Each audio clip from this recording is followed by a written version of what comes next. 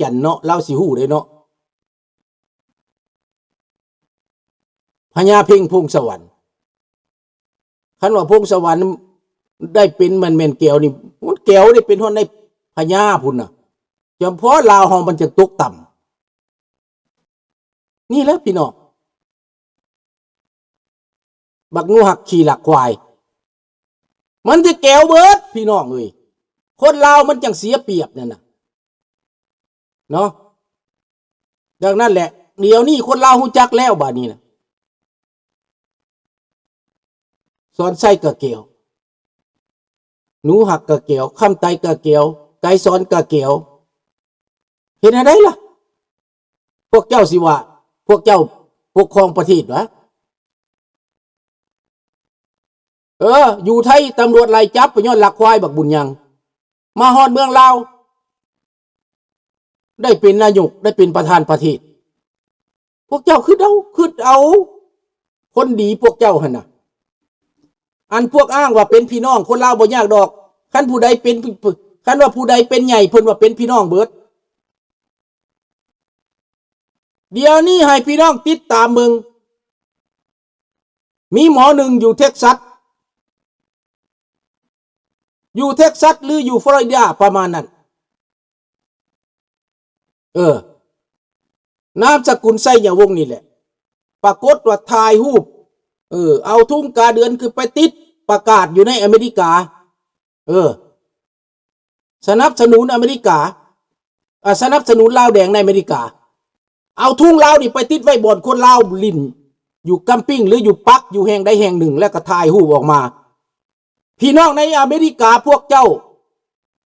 บ่เฮ็ดหยังวะพวกเจ้าสิปล่อยให้มันเฮ็ดแนวนั้นวะมีหมอหนึ่งไหน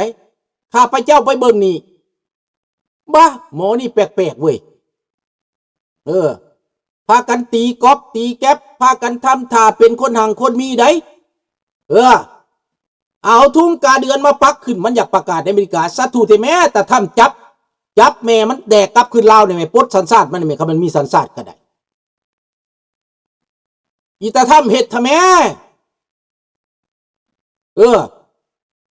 พวกคอมมิวนิสต์นี่จะบ่เผยแพร่ทุ่งในอเมริกาได้เด็ดขาด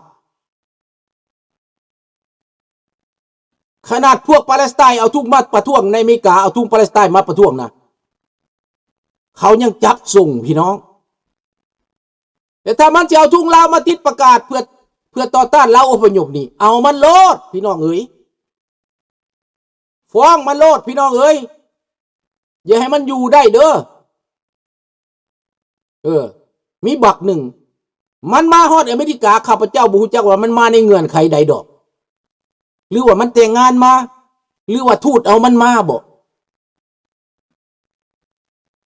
เบิ่งในเด้อท่านผู้ใดที่อยู่อเมริกาท่านอามิโกติดตามในเด้อพี่น้องลูกหลานเฮาปรากฏว่านามสกุลไสยวงศ์นี่แหละคันไสยวงศ์นี่ในเมืองลาวนี่มันก็เครือข่ายตาแจ้งนี่แหละแจ้งไสยวงศ์นี่แหละนามสกุลไสยวงศ์อยู่สวรรณเขตมันมีหลายล่ะเพราะว่าแจ้งมีอำนาจนี่ในเมื่อเขาฆ่าเขาจัดการแจ้งแล้วพวกนี้มันยังสิมาเพ่นพ่านอยู่บ่เบิ่งในเด้อพี่น้องเด้อหมอนี่อยู่ในอเมริกานี่มันเคลื่อนไหวผิดปกติ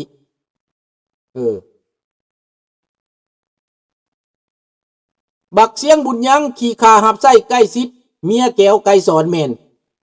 บักเสียงบุญยังแมน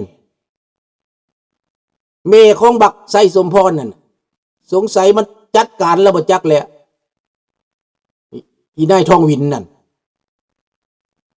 อีทองวินข้าพเจ้าด่าจนมันตายอีทองวินนั่นตายหาแต่ตอนข้าพเจ้าด่าอยู่แพ้วถอกคุณอีทองวินนะพี่น้องคิดเอาแต่ว่ามันโมเมนต์ลาวได้อีทองวินนะมันแก้วได้ฟังกะคักเงินต้องวินฟังเจ้าพวกเจ้าเด้อเงินต้องวินเด้อมีแต่แก้วพวกนี้นะเหยียบยามคนลาวบ่ให้ความเคารพมาอยู่บ้านเฮามาข่มเหงเฮามาเอาเปรียบเฮา มาญาติมาแยงมาดูถูกเหยียดหยามแล้วมันยังมีอำนาจมาพาคนลาวกินหมาพี่น้องหมานั่นนะในศาสนาพุทธเพิ่นบ่ให้กินได้เพิ่นบ่ให้กินหมานะเมืองไทยก็บ่ให้กินหมานะกินหมานี่จับในแคนาดาได้ใส่ในโลกนี่กินหมานี่จับหมาเป็นผู้มีพระคุณต่อคนเป็นคนใกล้ชิดคนเป็นสัตว์เลี้ยงประจำบ้านหมาฝรั่งนี่นอนฮอดเตียงนอนเจ้าของพุ่นอยู่หลักเท็กซัสมีคนลิ่นกอล์ฟอากาศร้อนหลาย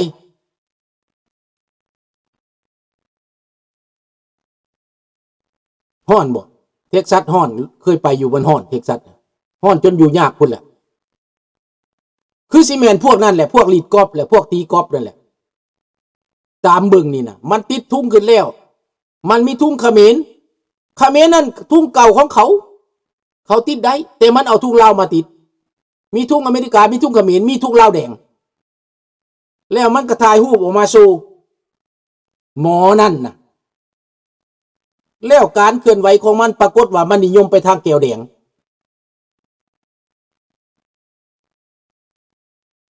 หมาวัดก็กินว่าสั่นมันกินห้อนหมาอยู่ในวัดแก้วพากินหมาลุงคนลาวเฮาพวกเจ้าสิใส่ใจในเด้อเรื่องแนวนี้นะอย่าสิถือธรรมดาเด้อ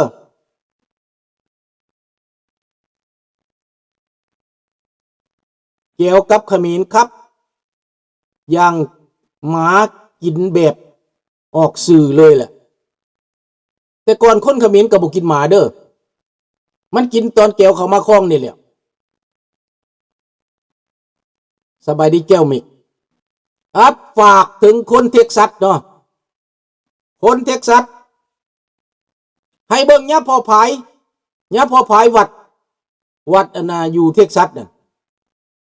เพิ่นติดทุ่งคือในวัดเพิ่นโลดซักคือโลดไผจะมาเพลไผสิมาจังหันไผบ่มาก็แล้วแต่สุดท้ายคนก็เต็มวัดเพิ่นสักทุ่งสร้างสามวัวคือโลดยะพอภายข้าพเจ้าเคยไปวัดเท็กซัส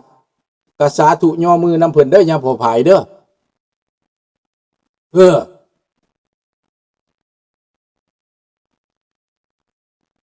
มันเป็นอย่างสั้นพี่น้องก็น่าเข้ารบยับนังถือผู้ใดเอาทุ่งสร้างสามหัวขึ้นหมายถึงว่าเอกลักษณ์ของลาวอพยพแต่พวกลาวแก้วลาวคอมมิวนิสต์มันมาอยู่อเมริกาได้จังใดจะต้องตั้งคำถามได้มันว่ามันใส่ชนะอเมริกาคันมันเอาทุ่งกาเดือนขึ้นแปลว่ามันประกาศสงครามกับอเมริกาได้พี่น้อง แม่นบ่มาเจ้าไปเอาทุ่งสร้างสามหัวไปติดทั่วอเมริกาเจ้าประกาศสงครามกับอเมริกาได้บ่แม่นทุ่งกาเดือนหั่นนะขอโทษเจ้าทุ่งกาเดือนไปติดทั่วอเมริกาแปลว่าเจ้าประกาศสงครามกับอเมริกาได้เพราะว่าเจ้าบอกว่าเจ้าไส่ชนะอเมริกาเจ้าขับไล่จักรพรรดิไปเบิ่งความเว้าต้นฉบับของเจ้าเบิ่ง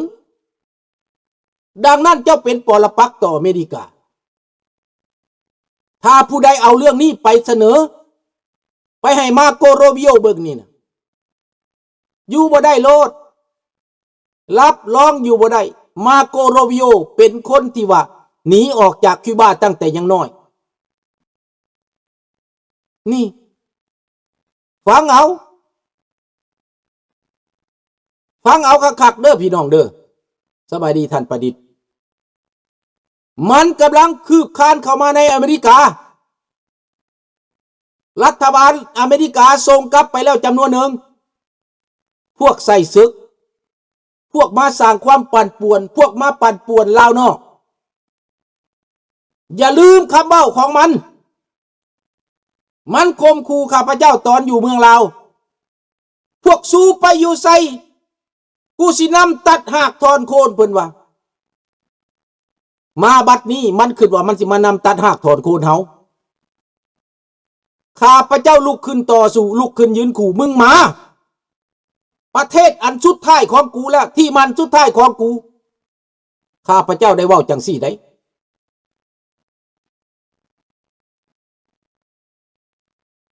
อยู่วัดแจ้งชอบเห็นทุ่งชาติลาวสร้างสามหัวโอเค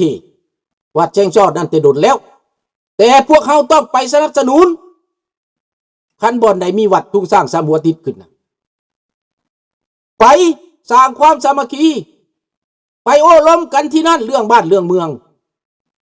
บ่ต้องไปเซาซ่านบ่ต้องไปเซาโฮนไปเอาวัดนั่นแหละเป็นบ่อนประชุมกันนั่นมีหยังไปประชุมกันที่วัดนั่นเห็นบ่ล่ะเรื่องบ้านเรื่องเมืองเรื่องหยังก็ตามบ้านเฮาเป็นแนวนั้นประชุมกันแล้วอยู่วัดเบิดเพราะว่าวัดนั้นเป็นบ่อนหลักเป็นหลักเป็นคุณธรรมเป็นศีลธรรมเป็นสัจธรรมเป็นที่พึ่งของพวกเขาเป็นแหวนแยงของพวกเขาเห็นบ่ถือศีลถือธรรมเป็นศีลธรรมเป็นยุติธรรมอยู่หันเบิดล่ะพี่น้องเอ้ยดังนั้นในวัดน่ะสำคัญมาขนสมบัติเฮาไปแม่นบ่แม่นอันนี้ข้าพเจ้าอยากให้พี่น้องลูกเล่าหลานเล่าของพวกเขานั้นได้เข้าใจความเป็นจริงได้รู้จักความเป็นจริงที่มันเกิดขึ้นนั้นถ้าพวกเขาตื่นโตแล้วลาวในประเทศรู้จักความจริงแล้วฝากถึงลูกหลานลาวถ้าพวกเจ้ายังอยากเป็นลาวอยู่ถ้าพวกเจ้าอยากอยู่ดีสบายให้พวกเจ้าลุกขึ้นมาปกป้องสิทธิของพวกเจ้าให้พวกเจ้าลุกขึ้นมากำเอาชีวิตชะตากรรมของพวกเจ้าบักทองรุ่นกล่าวสะดุดดีคำไต่แก้วคำไต่ว่าคำไต่ได้เหรียญตาคำชอบสู่ฝรั่งและคำชอบสู่อเมริกามันสิได้สู่พิสังเดชอย่าลุงเอ้ยมันเสกสรรปั้นแต่งขึ้นมามันแต่งเรื่องขึ้นมาบักคำไต่บักผีปอบมันตายไปแล้วเฮาก็สาบแช่งให้มันลงนรกตกมกใหม่มันปีนต้นงิ้วอยู่100 มื้อพันวันสาบแช่งมันไปเรื่อยๆเอาอย่าให้มันอยู่ดีสบายพวกนี้นะตายไปลงนรกให้มันปีนต้นงิ้วอยู่หันให้กาศพเล็กศพทองซับกระบาลหัวมันอยู่หันให้ลูกหลานเราทั้งประเทศได้ยินเป็นประวัติศาสตร์ไว้นี่ดังนั้นพวกแก้วพวกนี้นะที่มาอยู่ในลาวนี่นะเฮาจับตาไว้เบิดบักได้เคลื่อนไหวทางนอกเฮาก็จับตาอย่าสิสะเลอสะลาอย่าสิเห็นแก่กินแก่ลินอย่าสิเห็นแก่แต่ประโยชน์น้อยๆอันนั้นอย่าสิเห็นแก่แบบหลงลืมอยากเอาตัวเองสบายอยากมวนอยากซื่นหลงสติอันใดก็สิเอาเบิดอันใดก็สิเฮ็ดเบิดอันนั้นเขาห้องคนบ่มีเอ็นคนบ่มีบ่อนยืนบ่ต้องคบค้าสมาคมดังคนที่เอาทุ่งกาเดือนขึ้นในอเมริกาติดตามในเด้อพี่น้องเด้อไปรายงานเซนาเตอร์อยู่ในรัฐจอร์เจียไปรายงานเซนาเตอร์อยู่ในรัฐมาซาชูเซตส์ไปรายงานอยู่ในพวกที่ว่าข้าเจ้าเอาทุ่งสร้างสามหัวขึ้นแล้วนี่นะว่าพวกนี้มันมาเคลื่อนไหวคัดขวางเขาเฮามีเงื่อนไขท่านผมมาสบายดีน้องธนพรเฮามีเงื่อนไขขอพี่น้องลาวข้าพเจ้า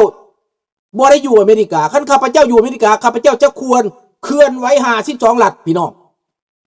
52รัฐข้าพเจ้าจะไปรวบรวมจะไปสร้างเครือข่ายไว้52รัฐ50รัฐในอเมริกาขอคนในอเมริกายืนโตขึ้นฝากถึงอย่าลุงคำหลวงเด้ออย่าลุงคำหลวงนี่เพิ่นก็เอาทุ่งสร้างสามหัวอย่าลุงคำหลวงนอคำนี่นะเพิ่นฝากอันนี้มาให้กับพระเจ้านี่นะเพิ่นได้ Order of Merit Life Member ของ President Donald J. Trump นี่นะเพิ่นได้ตัวนี้เอาตัวนี้ไปลุงเอาตัวนี้ไปรายงานเด้อลุงได้อันนี้นะเป็นอาวุธได้นี่นะอย่าสิได้มาล่าได้มาเป็นอาวุธได้นี่นะมีเจดีแวนเซ็นมีโดนัลด์ทรัมป์เซ็นมีไมโครวอตลีเซ็น